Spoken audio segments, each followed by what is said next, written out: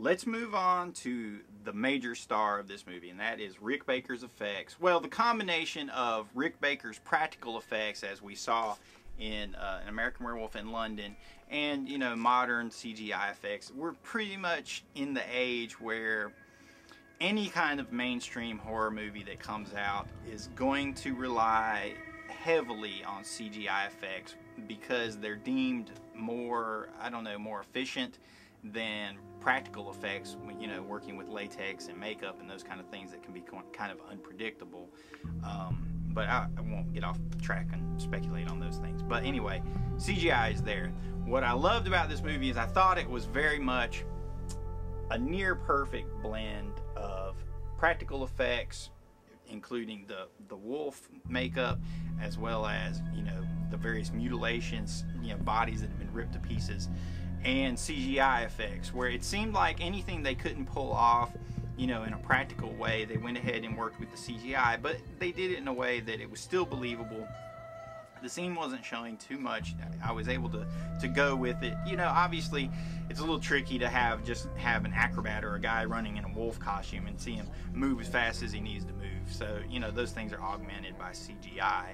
And it worked. The werewolf comes across as a total badass beast that just rips into everything. And that brings us to our Strebo slasher stats. And let me tell you something. This movie had everything. I mean, it had clawed faces, bodies ripped apart, bodies hit the floor, arms roll, heads bounce multiple times. There are eviscerations, excuse me, I can't talk all of a sudden, bite wounds, gougings, slashings, disembowelings. We have one gratuitous side boob shot for the guys out there.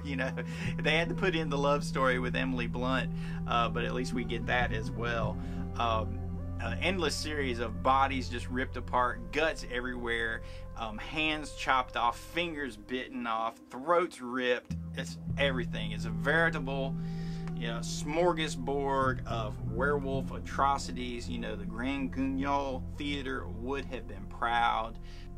Because of the amazing mix of performances, atmospheric gothic setting, spectacular werewolf kills, amazing makeup effects, I'm going to give The Wolfman a rating of 8 out of 10 on the Strebo Screamometer. 8 out of 10.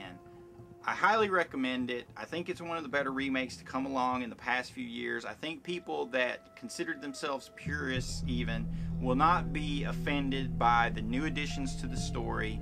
I think they served Kurt Siodmak's original story quite well. They not necessarily brought it up to date, but they at least in terms of effects, the original transformations by was it Jack Pierce that did the makeup in the original Wolfman? I don't know.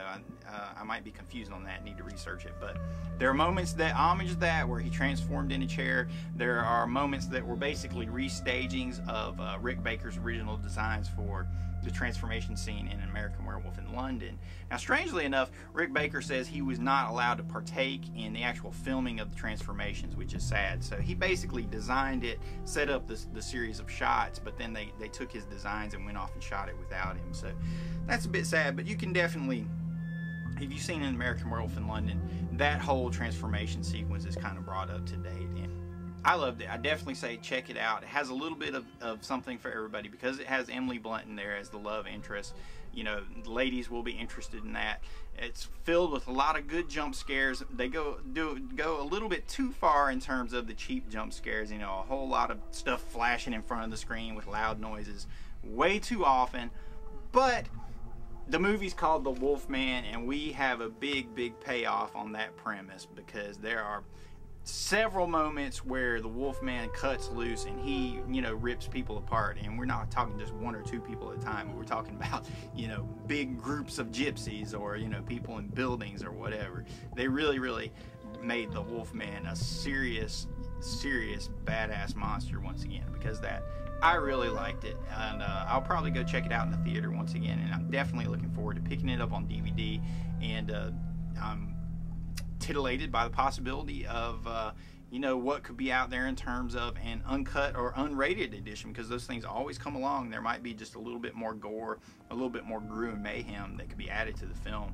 Not that it was lacking in any way whatsoever, because like I said, it delivered on all fronts. So check it out. It's a safe watch. The theater was packed when I went to see it today, so hopefully this movie's going to make a good bit of cash, and we'll keep seeing quality horror films coming from mainstream studios, as oxymoronic as that sounds. But as long as horror films are making bank, buddy, that helps the rest of us, even me down here where I'm funding my own stuff, because horror is still alive and it keeps the rest of us in the game. So thank you for joining me today.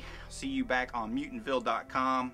Follow us for all of our videos leading up to the Horror Hound Convention next month. We're going to be talking about Clive Barker, Nightbreed, everything going on. Keep checking back. Find us on Facebook. Please rate my video. Give me 5 stars. You know, I try. Leave me feedbacks. Leave me comments. Contact us by email, mutantville@hotmail.com, strebo@mutantville.com. However you want to do it. Send up a smoke signal. I love to hear from you. And I will see you next time back at the theater. In Mutantville, I'll be keeping my eye on you.